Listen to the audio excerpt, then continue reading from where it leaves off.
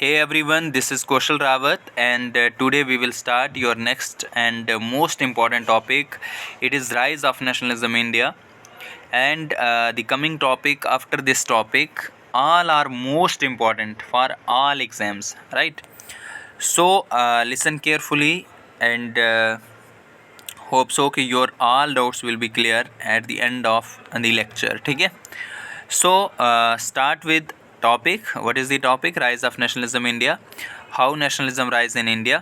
ठीक है, किस तरीके से नेशनलिज्म का राइज जो है वो इंडिया में होता है. तो आप सबको पता है कि it is associated with nationalism के प्रोसेस को कहीं ना कहीं इंडिया में एसोसिएट किया जाता है. किसके साथ? इंडियन नेशनल कांग्रेस के साथ. Indian national Congress. तो सबसे पहले हम देखेंगे formation of Indian national Congress. ठीक है, formation of Indian national Congress. Indian National Conference was formed in 1883 by Surendra Nath Banerjee and Ananda Mohan Bose. एक पार्टी बनाई जाती है छोटी सी, जिसका नाम क्या था? नेशनल कॉन्फ्रेंस या Indian National conference. Surendra Nath Banerjee और किसने बनाई? आनंद मोहन बोस ने. इसको क्या कंसीडर किया जाता है? Predecessor of Indian national Congress. ठीक है, it is consider as the predecessor of Indian national Congress. Indian national Congress इसको प्रीडिसीजर कंसीडर किया जाता है. ठीक है, founder of Indian national Congress. Who is the founder? तो बताओ मुझे. A.O. Hume, Allan Octavian Hume. ठीक है, Allan Octavian Hume. 1885.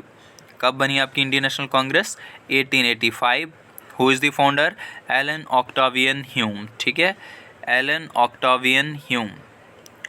First session of Indian national Congress was held at Bombay. First session कहाँ पे हुआ इनका? बम्बे में. याद रखना. What is the name of the college? Gokuldas Tejpur Sanskrit college Bombay. Gokuldas Tejpur Sanskrit college Bombay. और ये सेशन 28 ऑफ दिसंबर से लेकर 31 ऑफ दिसंबर 1885 तक रहता है. ठीक है, कंटिन्यू. इस सेशन को प्रेजाइड किसने किया? तो याद रखो WC बनर्जी ने. ठीक है, किसने प्रेजाइड किया? WC बनर्जी ने. How many delegates attend this? तो याद रखो 72 लीडर्स अटेंड दिस. ठीक है, कितने लीडर्स ने इसको अटेंड किया? 72. याद रखो. First session of Indian national Congress 1885, 28 दिसंबर से लेकर 31 ऑफ दिसंबर तक. How many delegates attend this? 72 delegates. Who preside this? WC Banerjee, Umesh Chandra Banerjee. WC Banerjee का क्या मतलब है? उमेश चंद्र बनर्जी. उमेश चंद्र बनर्जी. ठीक है, क्लियर यहाँ तक? अब यहाँ पे फर्स्ट सेशन तो हमें क्लियर हो गया कि फर्स्ट सेशन कहाँ पे हुआ इनका? बम्बे में हुआ. और किसने प्रेजाइड किया? तो हमने बात करी WC बनर्जी ने. कभी कभार क्या होता है कि सेकंड सेशन पूछ दिया जाता है कि बताओ भाई second session Indian national Congress का कब हुआ. अब आपने इसके बाद मोस्ट इंपॉर्टेंट चीज़ याद रखनी कि कांग्रेस के जितने भी सेशन होंगे वो दिसंबर में होंगे. कांग्रेस इसके बाद जितनी बार भी अपने सेशन कंडक्ट करेगी तो याद रखना वो सेशन कब हुआ करेंगे? दिसंबर में. अब सेकंड सेशन जो होता है तो दिसंबर में होना है, 1 साल के बाद होना है, और 1886 में होगा वो वाला. ठीक है, कब हुआ? 1886. और ये वाला सेशन जो है ना, ये कलकत्ता में हुआ. कहाँ पे हुआ सेकंड सेशन?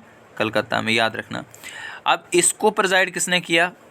दिसंबर 1886. और किसने इसको प्रेजाइड किया? तो दादा भाई नारोजी. सेकंड सेशन को कौन प्रेजाइड करता है? तो अगेन ध्यान से सुनिए, क्या नाम है इनका? प्रेसिडेंट कौन रहे यहाँ पे? दादा भाई नारोजी. ठीक है, दादा भाई नारोजी. ठीक है, Dada Bhai Naoroji was the president of second session. ठीक है, what were the aim and objective of the Congress? क्या ऑब्जेक्टिव थे? Found a democratic nationalist movement. ठीक है, एक ऐसी पार्टी बनाना जो डेमोक्रेटिक नेशनलिस्ट हो. ठीक है, politicise and politically educate the people. अपने लोगों को पॉलिटिकली एजुकेट करना. ठीक है, लोगों को बताना कि भाई किस तरीके से अपनी डिमांड को आप एड्रेस करवा सकते हो, किसी से कैसे मनवा सकते हो, कैसे आप यूनाइट हो सकते हो. Establish the headquarter for a movement. ठीक है, जो आगे मूवमेंट्स लॉन्च करनी है उनके लिए एक हेडक्वार्टर का काम करेगी. कौन? Indian national Congress. ठीक है, INC किसका काम करेगी? जैसे कोई एक पार्टी होती है ना, या फिर हम कह सकते हैं कोई ऑर्गेनाइजेशन होती है, उसका एक हेडक्वार्टर होता है, तो it will work as a headquarter for all movements. Develop friendly relation among the all nationalist political workers from the different part of the country. दूसरा और ऑब्जेक्टिव क्या था कि जितने भी नेशनलिस्ट लीडर, नेशनलिस्ट वर्कर किसी भी पॉलिटिकल पार्टी से कंट्री के किसी भी कोने में काम कर रहे हैं, उन सब के बीच में एक फ्रेंडली रिलेशन को डेवलप करना। ठीक है, जितने भी नेशनलिस्ट लीडर अलग अलग कंट्री के कोनों में काम कर रहे हैं, उनके बीच फ्रेंडली रिलेशन को डेवलप करने के लिए बनाई गई क्या, इंडियन नेशनल कांग्रेस। बनाई किसने, एक अंग्रेज़ ने। अंग्रेज़ का नाम क्या है, A.O. ह्यूम। ठीक है, अंग्रेज़ इसको कहते हैं सेफ्टी वैल्व थ्योरी। ठीक है, अंग्रेज कांग्रेस की फॉर्मेशन को क्या कहते हैं, सेफ्टी वैल्व थ्योरी। याद रखना, सेफ्टी वैल्व थ्योरी। उसके बाद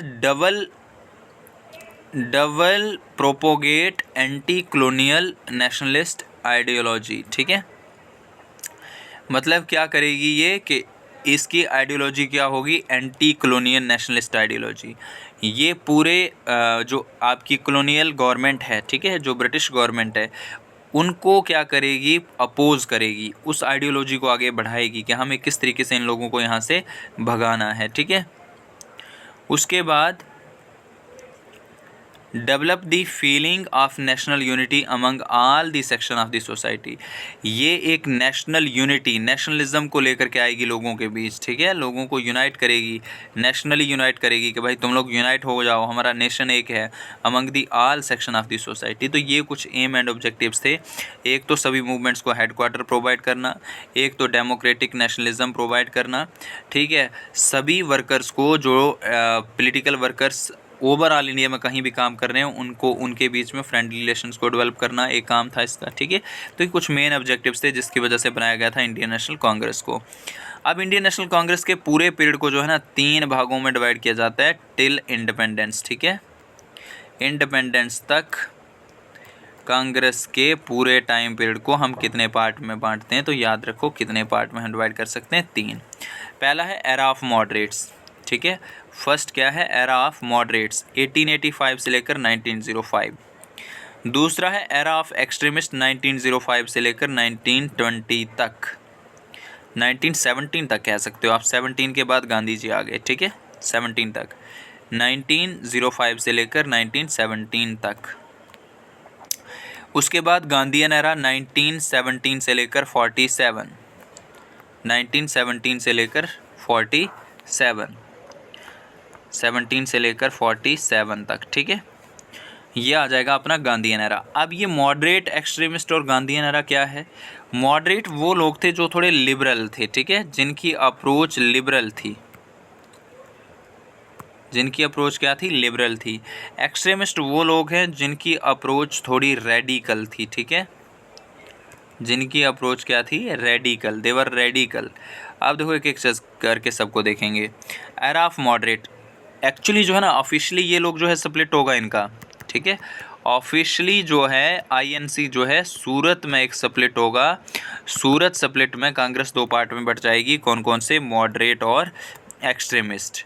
ठीक है, ये जो दोनों का हम ग्रुप देख रहे हैं, तो ये आइडियोलॉजी के बेस पे, ठीक है, आइडियोलॉजी के बेस पे डिवीज़न है, ऐसा कोई डिवीज़न नहीं है बाकी कोई। ठीक है, कि कास्ट बेस है या फिर ऑक्यूपेशन बेस है, किस बेस पे है, आइडियोलॉजी के बेस पे। दोनों की आइडियोलॉजी अलग अलग है। Moderate showed a slow but orderly political progress. ठीक है, मॉडरेट जो थे उनका जो तरीका था बिल्कुल कॉन्स्टिट्यूशनल मीन से अपनी डिमांड्स को रखना। ठीक है, कॉन्स्टिट्यूशनल तरीके से अपनी डिमांड्स को रखना। और देखो इनके बारे में और 2-4 चीज़ें हम जानेंगे। ठीक है, मॉडरेट्स जो हैं, मॉडरेट कहते थे कि British want to do just for us. ठीक है, British want to do just for us. British हमारे लिए अच्छा करना चाहते हैं। ठीक है, इनका क्या कहना है कि ब्रिटिश हमारे लिए अच्छा करना चाहते हैं, but they are not aware about Indian conditions। कि ये हमारे लिए, ये गवर्नमेंट जो है ये अच्छा करना चाहती है बट क्यों नहीं कर पा रही है, because they don't know about the conditions of India. ये इंडिया की कंडीशंस के बारे में नहीं जानते, तो इसलिए ये हमारे लिए अच्छा नहीं कर पा रहे हैं। ये कौन कह रहे हैं?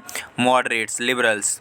British want to do just, कि ब्रिटिश हमारे लिए अच्छा करना चाह रहे हैं, ठीक है, but why they are not successful, क्यों ये सक्सेस नहीं हो पा रहे हैं? तो but they are not aware about the Indian conditions, Indian conditions के बारे में इनको पता नहीं है। अब इन्होंने कहा, मॉडरेट्स कहते हैं कि if we will create public opinion, if we will create public opinion, अगर हम पब्लिक ओपिनियन क्रिएट करते हैं, and represent demands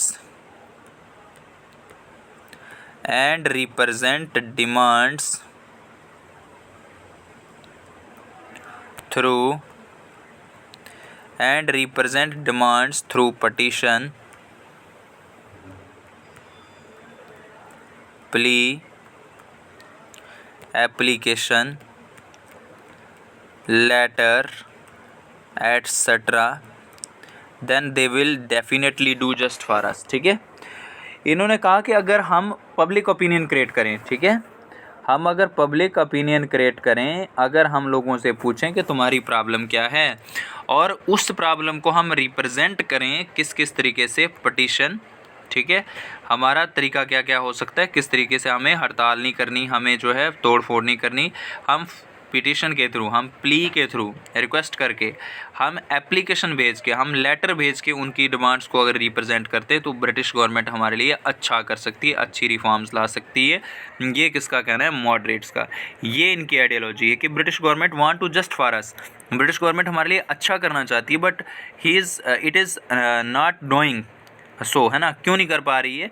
because they are not aware about the Indian conditions, ठीक है, why they are not doing so, क्यों ऐसा नहीं कर पा रहे हैं वो? Because they don't know about the Indian conditions, मतलब वो इंडियन कंडीशंस के बारे में अच्छे से नहीं जानते।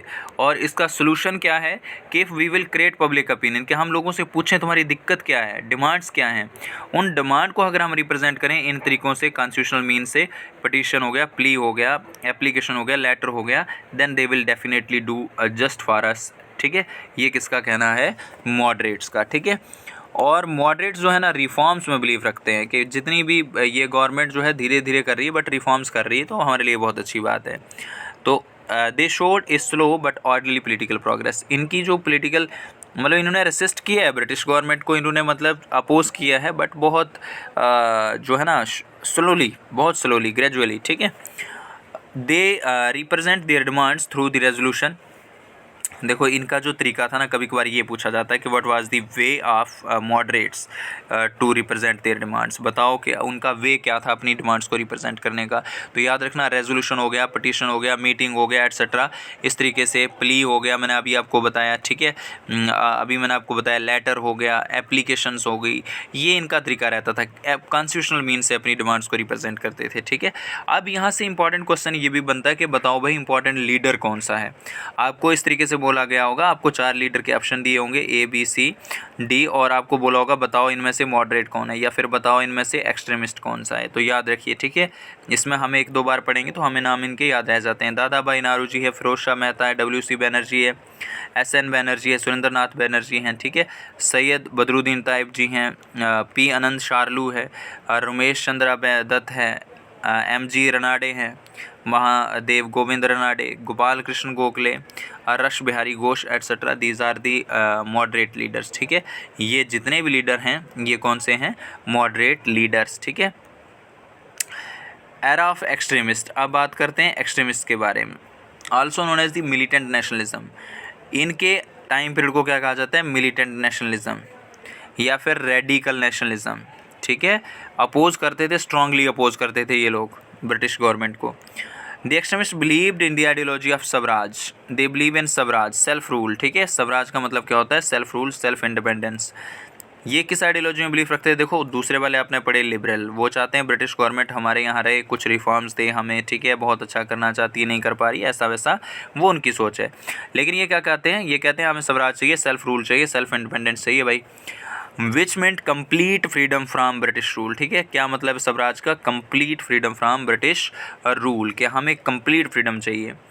दे did not stick to constitutional methods, ये कॉन्स्टिट्यूशनल मेथड अडॉप्ट नहीं करते, ठीक है। प्ली हो गया, एप्लीकेशन हो गया, ये वाली चीज़ें इनके दिमाग में बैठती नहीं है, ये कॉन्स्टिट्यूशनल मेथड से जाते ही नहीं है अपनी डिमांड्स को रखने के लिए, टू प्रोटेस्ट एंड डिमांड, ठीक है। दे रिजॉर्टेड टू बाइकॉट, इनके तरीके क्या हैं अपनी डिमांड्स को मनवाने के, बाइकॉट करना, स्ट्राइक करना, डेमोन्स्ट्रेशन करना, एट्सेट्रा, ठीक है। हर चीज़ को बाइकॉट कर दो, स्ट्राइक करो, हड़ताल करो, ये चीज़ें करना इनका काम है। किनकी बात कर रहा हूँ मैं, एक्सट्रीमिस्ट। व्हाट दे वांट, क्या चाह रहे हैं वो, Swaraj. Swaraj means complete freedom, self independence from British rule. अब मेन इंपॉर्टेंट इसके लीडर्स, ठीक है। तो देखो यहाँ एक टर्म यूज़ की जाती है, लाल बाल और पाल, ठीक है। एक टर्म यूज़ की जाती है, लाल बाल और पाल। अब लाल का मतलब होता है लाला लाजपत राय, बाल का मतलब होता है बाल गंगाधर तिलक, और पाल का मतलब है बिपिन चंद्रा पाल, ठीक है। लाला लाजपत राय, बिपिन चंद्रा पाल, और यहाँ पे बाल से बाल गंगाधर तिलक। देखो अब एक एक करके देखते हैं। लाला लाजपत राय, लाला लाजपत राय को और क्या कहा जाता है, तो केसरे पंजाब, याद रखना, ठीक है। केसरे पंजाब, केसरे पंजाब भी इनको कहा जाता है, और उसके साथ साथ और क्या कहा जाता है इनको, केसरे पंजाब, शेरे पंजाब, केसरे पंजाब भी इनको कहा जाता है, और इसके साथ साथ शेरे पंजाब, ठीक है। शेरे पंजाब याद रखना, किसको, लाला लाजपत राय को, ये दोनों टर्म केसरे पंजाब और शेरे पंजाब, ठीक है। उसके बाद लीडिंग टू द एक्सट्रीमिस्ट बाल गंगाधर तिलक, बिपिन चंद्रा पाल, द फर्स्ट थ्री कॉल्ड लाल बाल पाल, ठीक है। इन तीनों को क्या कहा जाता है, लाल बाल पाल। अदर लीडर्स भी थे इनमें से, तो other leader including Aurobindo Ghosh, Raj Narayan Bose, A.K. Dutt, VOC Pillai etcetera, ठीक है। ये कुछ अदर लीडर्स भी हैं, लेकिन जो इंपॉर्टेंट लीडर्स हैं तो वो ये तीन ही हैं, लाल बाल और पाल। लाल से आपने क्या याद रखा, लाला लाजपत राय, ठीक है। बाल से आपने क्या याद रखा, बाल गंगाधर तिलक, और पाल से हमने क्या याद रखा, बिपिन चंद्रा पाल, ठीक है। अदर लीडर अरविंदो घोष जो है ये मोस्ट इंपॉर्टेंट आदमी है, ठीक है। आगे जा कर के पढ़ोगे इसके बारे में भी। अब बाल गंगाधर तिलक के बारे में हम थोड़ा सा पढ़ लेंगे, क्योंकि इनके बारे में स्पेशली एग्जाम में पूछा जाता है, ठीक है। कुछ चीज़ें हैं इनकी जो मोस्ट इंपॉर्टेंट हैं। तो बॉर्न एट रत्नागिरी, महाराष्ट्र में इनका जन्म होता है 1856 में, तो ये नहीं पूछा जाएगा, बट ये इनकी न्यूज़पेपर याद रखनी है। ही स्टार्टेड 2 न्यूज़पेपर, इनके 2 न्यूज़पेपर उन्होंने स्टार्ट किए थे, एक का नाम था मराठा और दूसरे का नाम था केसरी, ठीक है। देखो बहुत ईजी है इनको याद करना, मराठा का अपोजिट चले जाओ। देखो हमें दिमाग में ना जो है ना स्मूथली अगर याद करें हम, तो हमें दिमाग में आ जाएगा कि मराठा इन मराठी लैंग्वेज, लेकिन हमें अपोजिट जाना है कि मराठा जो था, मराठा न्यूज़पेपर जो था इनका मराठी में नहीं था, अपोजिट चले जाएंगे हम, किस में था, इंग्लिश में था। केसरी की बात करें तो केसरी हमें इंग्लिश में नहीं था, किस में था, मराठी में था। दोनों के अपोजिट चले जाना है, ठीक है। मराठा किस में, इंग्लिश में, और केसरी किस में था, मराठी में। दोनों न्यूज़पेपर है, मराठा भी और केसरी भी, ठीक है। अब इनका कहना क्या था, ये कहते थे कि भाई ज़रूरी नहीं है कि नेशनलिज़्म लोगों के अंदर पैदा करने के लिए हम घर घर जाके समझाएं, बड़े बड़े आंदोलन करें, उस तरीके से हम करें। हम नेशनलिज़्म को जो है सॉन्ग और ड्रामास के थ्रू भी प्रमोट कर सकते हैं। इनका कहना है कि सॉन्ग और ड्रामास के थ्रू भी हम नेशनलिज्म को क्या कर सकते हैं, प्रमोट कर सकते हैं, ठीक है। उसके लिए इंस्टॉलिंग शिवाजी फेस्टिवल, इन्होंने फेस्टिवल लॉन्च किए कि यहाँ पे हम ड्रामे वगैरह दिखा के लोगों को जो है मतलब जागृत कर सकते हैं, लोगों को दिखा सकते हैं कि भाई ब्रिटिश गवर्नमेंट जो है वो किस तरीके से क्रूल गवर्नमेंट है, ठीक है। कौन कौन से, इंस्टॉलिंग शिवाजी फेस्टिवल 1885, गणपति महोत्सव 1893, ठीक है। गणपति महोत्सव स्टार्ट किया था उन्होंने 1893 में। He give slogan swaraj is my birth right and I shall have it, ठीक है। स्वराज अभी भी आपने पढ़ा, कंप्लीट फ्रीडम, सेल्फ रूल। ये कहते थे कि भाई स्वराज मेरा जन्मसिद्ध अधिकार है, ठीक है, आज़ादी, और मैं उसे लेके छोड़ूंगा। आई शैल हैव इट इन 1916, ये इन्होंने कब दिया था, 1916 में। उसके बाद British arrest him in 1897 for 18 month. उसके बाद आपने अगर इनके बारे में थोड़ा और हम याद रखें तो और इन्होंने क्या स्टार्ट किया था, he started home rule league, he started home rule league, home rule league भी इन्होंने स्टार्ट करी थी।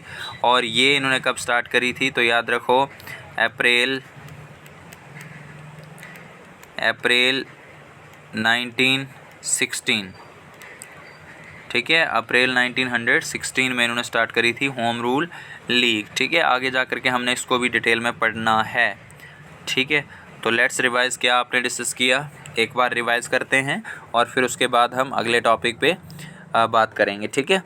तो हमने बात करी, सबसे पहले हमने किसी टॉपिक पे बात कर रहे हैं आज, तो वो टॉपिक क्या है हमारा, नेशनलिज्म इन इंडिया, ठीक है।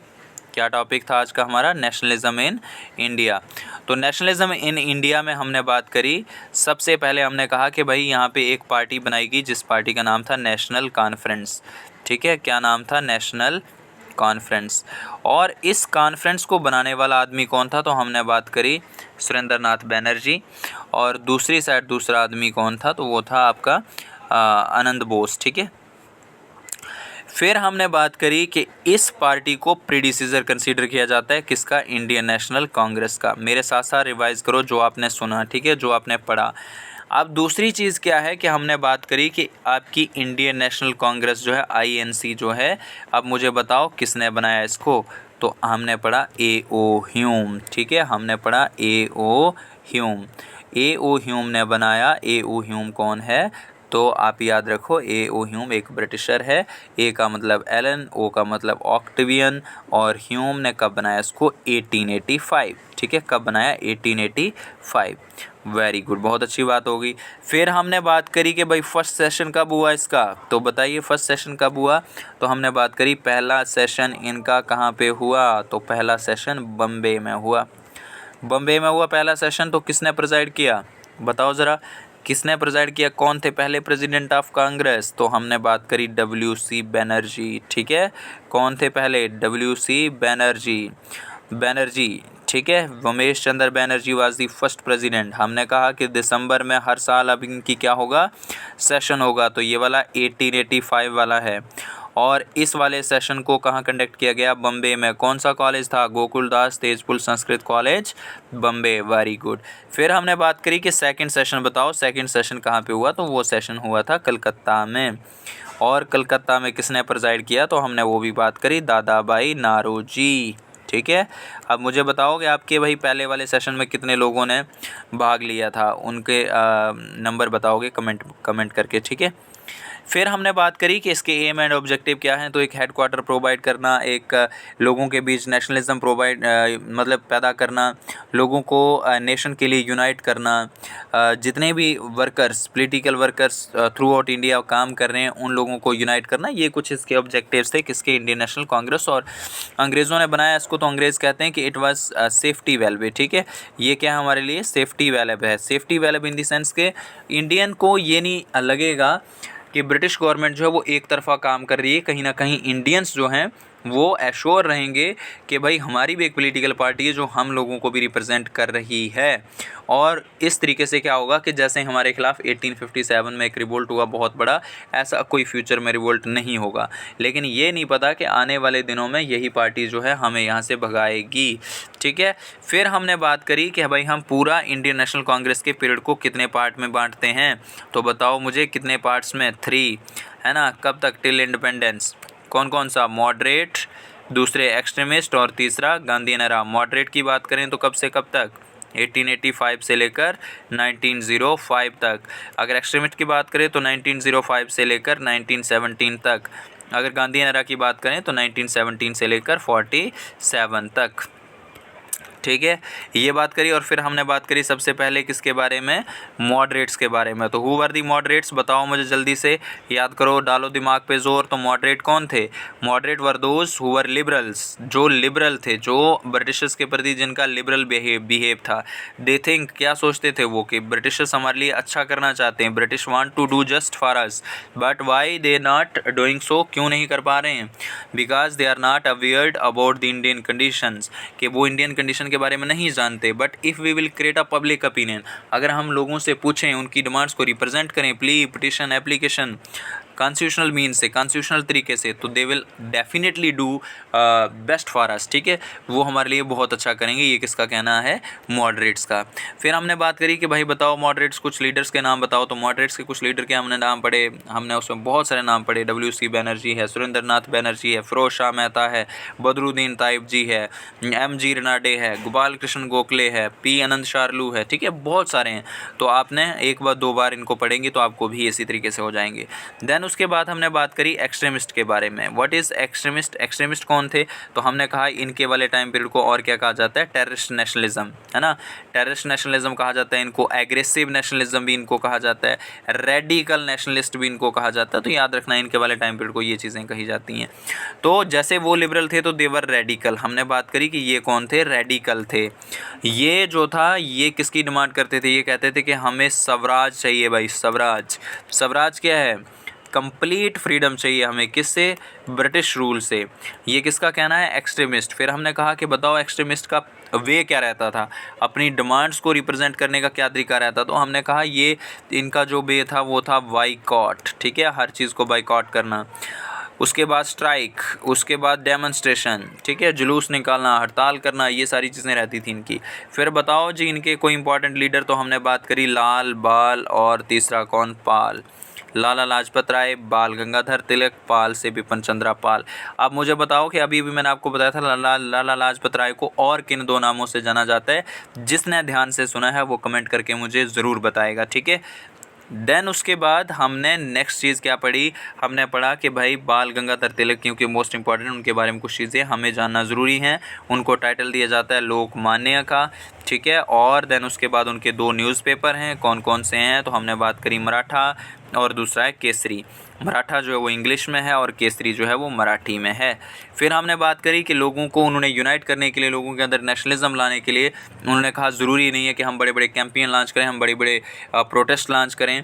उन्होंने कहा कि उसके लिए हम ड्रामास के थ्रू सॉन्ग, नेशनल सॉन्ग जो मतलब पैट्रियटिक सॉन्ग हैं, है ना, देशभक्ति जो सॉन्ग है उनके थ्रू भी हम लोगों को यूनाइट कर सकते हैं, उनके थ्रू भी हम लोगों के अंदर जो है नेशनलिज्म की भावना पैदा कर सकते हैं।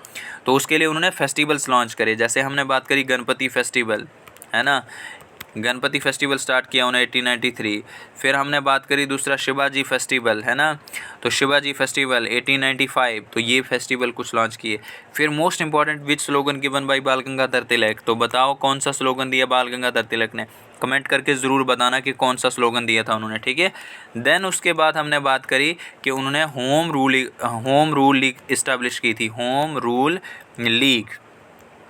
रूल लीग इस्टेब्लिश करी थी, और कहाँ पे करी थी, कब करी थी, ये सारी चीज़ें हम बाद में बात करेंगे इन पे, ठीक है। बेलगाम में उन्होंने इस्टेब्लिश करी थी और उनका जो हेडक्वार्टर था वो पुणे में था। वो सारी चीज़ें हम बाद में डिस्कस करेंगे क्योंकि वो हमें टॉपिक अलग से डिस्कस करना ही है, ठीक है। तो आज के लिए इतना ही पढ़ेंगे। Thank you very much. अगर वीडियो अच्छी लगती है, कंटेंट अच्छा लगता है तो ज़्यादा से ज़्यादा शेयर करो, चैनल को सब्सक्राइब करो और कमेंट में ज़रूर जो क्वेश्चन पूछे जाते हैं उनके आंसर दिया करो, ठीक है। Thank you very much.